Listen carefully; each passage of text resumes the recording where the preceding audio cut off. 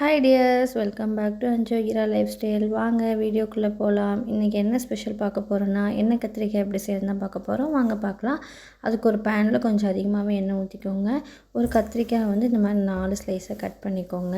ஃபுல்லாக கட் பண்ண வேணாம், பாதி முக்கால்வாசி வர மாதிரி கட் பண்ணிவிட்டு எல்லா கத்திரிக்காயும் எண்ணெயில் எடுத்து போட்டு நல்லா ஃப்ரை பண்ணி எடுத்துக்கலாம். எண்ணெயிலே ஒரு அளவுக்கு 3/4 பாகம் வெந்துடணும், அந்த அளவுக்கு எடுத்துக்கோங்க. பாருங்கள், இப்போ நல்லா வெந்துருச்சு. இப்போது கத்திரிக்காய் எடுத்து மாற்றி வச்சுட்டு அதே எண்ணெயில் கொஞ்சமாக கடுகு, வெந்தயம், ஜீரகம் கொஞ்சம் கொஞ்சமாக ஆட் பண்ணிக்கோங்க. ஜீரகமும் வெந்தயமும். அதுக்கப்புறமா அது நல்லா பொரிஞ்சதுக்கப்புறமா நம்ம குட்டி குட்டியாக கட் பண்ணி வச்சுருக்க பெரிய வெங்காயத்தை எடுத்து ஆட் பண்ணிக்கலாம்.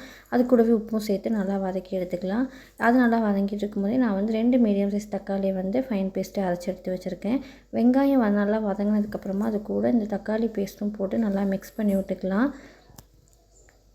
தக்காளி நல்லா வதங்கணும், நல்லா பச்சை வாசம் போகிற வரைக்கும் வதங்கணும். அதுக்கப்புறமா அது வதங்கினதுக்கப்புறமா நம்ம மசாலா ஆட் பண்ணிக்கலாம். நான் வந்து மஞ்சத்தூள், குழம்பு மிளகாய்த்தூள், கொஞ்சமாக சில்லி போட்டுட்டு எடுத்துருக்கேன். இதை ஆட் பண்ணி நல்லா மிக்ஸ் பண்ணி விட்டுட்டு ஆல்ரெடி நான் வந்து புளி ஊற வச்சுருக்கேன். ஒரு நெல்லிக்காய் சைஸ் புளி எடுத்து ஊற வச்சு அதை நல்லா கரைச்சி ஊற்றிடலாம். புளி நல்லா ஊற்றி விட்டு நல்லா மிக்ஸ் பண்ணிவிட்டு ஒரு கொதி வர்ற வரைக்கும் விட்டுடலாம். நல்லா கொதிக்கணும்.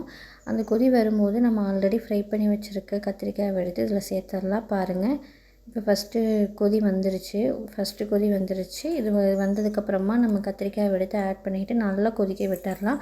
ஒரு 2 நிமிஷம் மூடி போட்டு விட்டுட்டு அதுக்கப்புறமா மூடி எடுத்துகிட்டு சும்மா கொதிக்க விட்டுருங்க. அப்போ நல்லா எண்ணெய் பிரிஞ்சு வந்துடும். உங்களுக்கே பார்க்கவும் தெரியும் எண்ணெய் சைட்லலாம் எப்படி பிரிஞ்சு வந்திருக்குன்னு பாருங்கள். கிரேவி வந்து ரொம்ப கட்டியாகணும், தண்ணி மாதிரி இருக்கக்கூடாது, நல்லா கட்டியாகணும். கிரேவி வந்து நல்லா திக்காகிற வரைக்கும் விட்டுக்கோங்க. நல்லா கொதிக்க விட்டுருங்க. பாருங்கள், இந்த மாதிரி வரணும். நல்லா எண்ணெய் பிரிஞ்சு கொதிச்சதுக்கப்புறமா நம்ம ஸ்டவ் ஆஃப் பண்ணிடலாம். இப்போது எண்ணெய் கத்திரிக்காய் ரெடி ஆயிடுச்சு. நீங்களும் செஞ்சு பார்த்துட்டு எப்படி இருக்குன்னு மறக்காமல் சொல்லுங்கள். இந்த வீடியோ உங்களுக்கு பிடிச்சிருந்துச்சுன்னா மறக்காமல் லைக் பண்ணி, ஷேர் பண்ணி, சப்ஸ்கிரைப் பண்ணி பெல் ஐக்கான் கிளிக் பண்ணுங்க. காய்ஸ், பாய்.